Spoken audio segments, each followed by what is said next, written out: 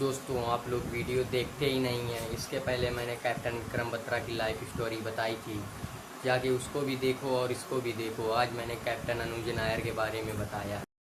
कुछ लोग ज़िंदगी जीते हैं सिर्फ अपने लिए, और कुछ लोग ज़िंदगी जीते हैं अपने परिवार के लिए, और कुछ लोग ऐसे भी होते हैं जो ज़िंदगी जीते हैं सिर्फ अपने लिए, पर देश को उनकी ज़रूरत होती है तो अपना बलिदान हमेशा निछावर करने के लिए तैयार रहते हैं। तो आज हम बात करेंगे इस वीडियो में कैप्टन अनुज नायर की, जिन्होंने अपने 24 साल की उम्र में कारगिल की उन बर्फीली चोटियों में बैठे पाकिस्तानियों के दांत खट्टे कर दिए थे। उन्होंने अपना कम उम्र में ही सर्वोच्च बलिदान दिया। जय हिंद। कैप्टन अनुज नायर का जन्म 28 अगस्त 1975 दिल्ली के एक साधारण परिवार में हुआ था। उनके पिता एक स्कूल प्रिंसिपल और माता दिल्ली विश्वविद्यालय में कार्यरत थी। वो बचपन से ही पढ़ाई और खेलकूद में अच्छे थे। वो अपने फ्रेंड सर्कल में एक हिम्मती, आत्मविश्वासी वाले बच्चे माने जाते थे। वो दूसरे बच्चों से उनका सपना अलग था। वो वर्दी पहन के देश सेवा करना चाहते थे। इसी के साथ उनका सपना और भी मजबूत होता चला गया। उन्होंने उसके बाद एनडीए की परीक्षा पास की और भारत की सबसे बड़ी सैन्य अकेडमी नेशनल डिफेंस अकेडमी से प्रशिक्षण प्राप्त किया। कठिन ट्रेनिंग और अनुशासन और दौड़ वेपन ट्रेनिंग के साथ उन्होंने हर एक मुश्किल को मुस्कुराकर स्वीकार किया। एनडीए के बाद उन्होंने आईएमए में अपनी ट्रेनिंग पूरी करके जून 1997 में भारतीय सेना की 17 जाट रेजिमेंट से कमीशन प्राप्त किया। अब वो सिर्फ अनुज नहीं थे, अब वो बन गए थे कैप्टन अनुज नायर। साल 1999 कारगिल युद्ध शुरू हुआ। पाकिस्तानी घुसपैठियों ने हमारी कारगिल की ऊंची पहाड़ियों में कब्जा जमा लिया था। कि भारत ने एक मिशन शुरू किया, ऑपरेशन विजय, जिसमें कि हर एक सिपाही चल पड़ा था अपनी पहाड़ियों को वापस लाने। और 17 जाट रेजिमेंट को मिला एक सबसे महत्वपूर्ण और ख़तरनाक मिशन पॉइंट 4875 में पिंपल कॉम्प्लेक्स को अपने कब्जे में करना। यह क्षेत्र रणनीतिक रूप से बहुत इम्पोर्टेंट था। 6 जुलाई 1999 शहीद होने से एक दिन पहले ऑपरेशन के टाइम अनुज ने अपने पापा को फ़ोन किया। उन्होंने अपने पापा से कहा कि पापा, एक इम्पोर्टेंट मिशन है, ख़त्म करके आता हूँ। उनके पापा ने कहा कि हारना मत बेटा, घर लौट के मत आना हार। अनुज ने कहा, पापा मैं आपका बेटा हूँ, हारने की बात भी कैसे सोच सकता हूँ। उन्हें पता था कि ये हमारी आखिरी कॉल हो सकती है। 5 जुलाई 1999 पिंपल कॉम्प्लेक्स 4875 पॉइंट।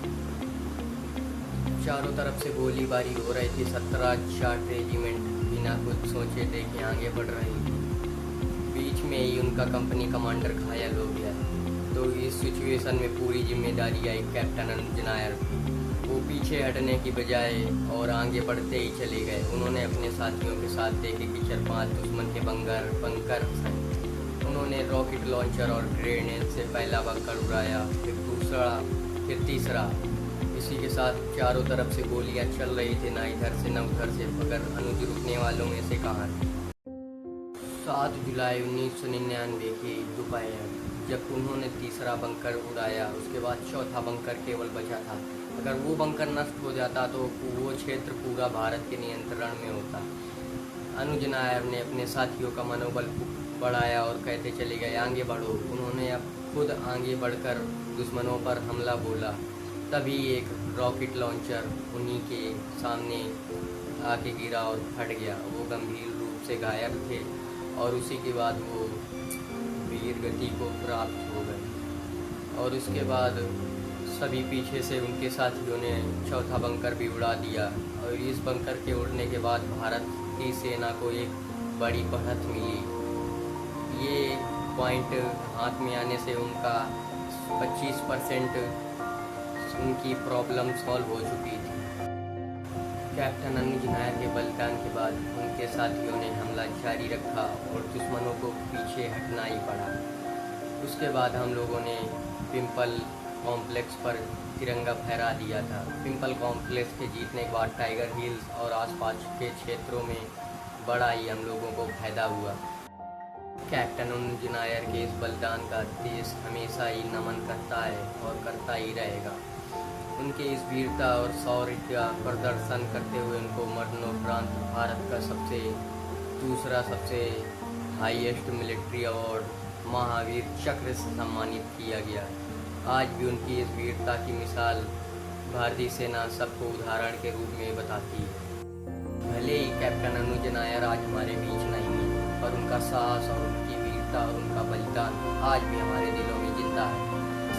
कारगिल को इन चोटियों में जहाँ उन्होंने अंतिम सांस ली थी, वहाँ आज भी जीत की गूंज सुनाई देती है।